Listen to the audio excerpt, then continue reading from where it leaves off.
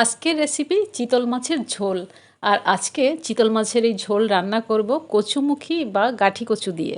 এই রেসিপিটি রান্না করার জন্য এখানে নিয়েছি 6 পিস চিতল মাছের পেটি, অবশ্যই পরিষ্কার করে ধোয়া। এখানে তা আগে মাছগুলোকে নুন আর হলুদ মেখে রাখবো খানিকক্ষণ। দিচ্ছি নুন, দিচ্ছি পরিমাণ মতো হলুদ গুঁড়ো।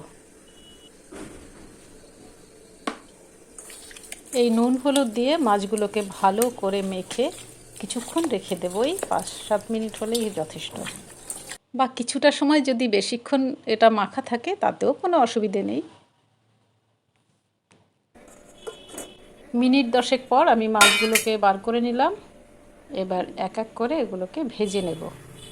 চিতল মাছের পেটি রান্না করার জন্য ব্যবহার করছি এখানে সর্ষের তেল।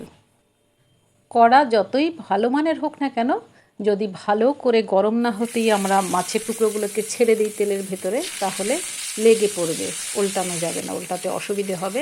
তাই ভালো করে গরম হয়ে গেলে তবে মাছ দিতে হবে। চিতল মাছ রান্না করার সময় সবসময় একটু হালকা গরম জল দিয়ে আগে ধুয়ে নেবেন, তাহলে কিন্তু চিতল মাছের স্বাদ বাড়ে। আর হচ্ছে একটু ঝাল আর নুনটাও বেশি লাগে। আর এই চিতল মাছ কিন্তু শরীরের জন্য অসম্ভব উপকারী একটি মাছ। এতে রয়েছে ওমেগা-3 ফ্যাটি অ্যাসিড, এতে রয়েছে প্রোটিন এবং ভিটামিন ডি, আর রয়েছে ফসফরাস সহ নানা রকমের খনিজ পদার্থ। তবে দামটা একটু বেশি, এই যা তা হলেও মাঝে সাঝে তো খাওয়া যেতেই পারে। মাছগুলোকে একটু উল্টে দিচ্ছি। খুব বেশি পোড়া পোড়া করে ভাজবো না, তাতে স্বাদ নষ্ট হয়ে যায়। আর মাছে থাকা খাদ্যগুলো নষ্ট হয় তার সাথে সাথে। আমাদের মস্তিষ্কের কাজকর্ম সচল রাখতে এই মাছের জুড়ি মেলা ভার। মাছগুলো একদম মনের মতো করে ভাজা হয়ে গেছে, একদম ঠিকঠাক ভাজা হয়েছে, তুলে নিচ্ছি। মাছ ভাজা হয়ে যাওয়ার পরেও কড়াতে খানিকটা তেল রয়ে গেছে, তাতে অ্যাড করলাম আর একটু তেল। একটা গোটা তেজপাতা ফোড়ন দিচ্ছি, একটু সরিয়ে দিই তেজপাতাটা। সেই সাথে দিচ্ছি খানিকটা সাদা জিরে। দিয়ে দিলাম আগে থেকে সেদ্ধ করে রাখা কচুমুখী বা গাঠি কচু বলে অনেকে। কচুমুখীগুলো খুব বেশি ভাজার দরকার পড়ে না, যেরকম আলুটা আগে ভেজে নিলে ভালো হয় সেরকম নয়, হালকা একটু ভেজে নিলেই হয়। তাই আমি ফোড়নের সাথেই দিয়ে দিলাম। এই ঝোলটায় সাধারণত আলু ব্যবহার করে বা কিছুই ব্যবহার না করেও করা যায়। নুনটা দিয়ে দিচ্ছি। এখন একবার দিয়ে দিচ্ছি শুকনো লঙ্কার গুঁড়ো, জলে গোলা। এখানে যারা কাঁচা লঙ্কা খেতে পছন্দ করেন তারা খানিকটা কাঁচা লঙ্কাও ব্যবহার করতে পারেন, অর্ধেকটা।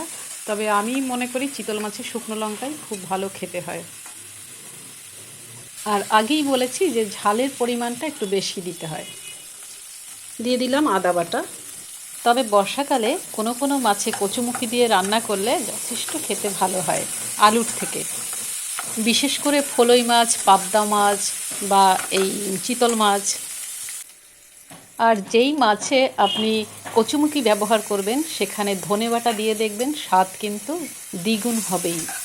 আর এই ধনে খাবার হজম হতেও সাহায্য করে, চিতল মাছের সাথেও দারুণ লাগে। খুব বড় সাইজের মাছ হলে, যেমন কাতলা, রুই বা চিতল, এগুলো যদি বড় হয় তাহলে ঝোলের রং সাদা হলে ফ্যাটফ্যাটে দেখতে হয়, তাই আর একটু হলুদ অ্যাড করলাম। আর কোনো তৈলাক্ত মাছে হলুদের পরিমাণটা একটু বেশি দিলে খেটে যায় সেটা। কচুমুখির সাথে মশলাগুলো বেশ হয়ে এসেছে, মশলা কষানো। জল দিয়ে দিচ্ছি। আর এই সময়টা গরম জল ব্যবহার করা উচিত, নইলে কিন্তু ঠান্ডা জলে গাঠি কচু আবার উল্টো দিকে যাবে, মানে এবার শক্ত হতে পারে। ঝোলটা ফুটে এসেছে। ভালো করে ফুটতে থাকলে আমি ফ্লেমটা কমিয়ে দেব। এই সময়ে গ্যাসের ওভেনটা যদি একটু সিমে না দেওয়া হয় তাহলে কিন্তু ঝোলের থেকে তেল সব উড়ে যাবে আর দেখতে খারাপ হবে। এখন এক এক করে সেই ভেজে রাখা মাছগুলো দিয়ে দেব।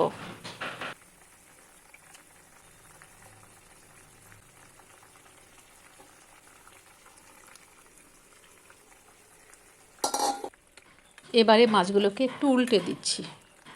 আর খুব বেশি জল ঢাললে কিন্তু এই ঝোলের স্বাদও কম হয়। আর এই কথা মাথায় রেখেই ঝোলের পরিমাণটা কম দিতে হবে। প্রায় হয়ে এসেছে। এই সময় আমি দিয়ে দিচ্ছি ভাজা জিরের গুঁড়ো। আর একটা উপকরণ বাকি রয়ে গেছে, দিয়ে দিচ্ছি গরম মশলার গুঁড়ো। এখানে রয়েছে এলাচ, লবঙ্গ, দারচিনি আর ভাজা তেজপাতা একসাথে গুঁড়ো করে রেখেছিলাম। এই গুঁড়োগুলো হাতায় ঝোল নিয়ে তারপরে আলাদা করে গুলে দিলে ভালো হতো, তবে আমি একটু শর্টকাটে করার চেষ্টা করলাম।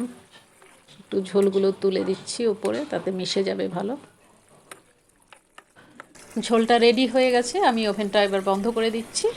আবার দেখা হবে অন্য কোনো রেসিপি নিয়ে। আজ আসি।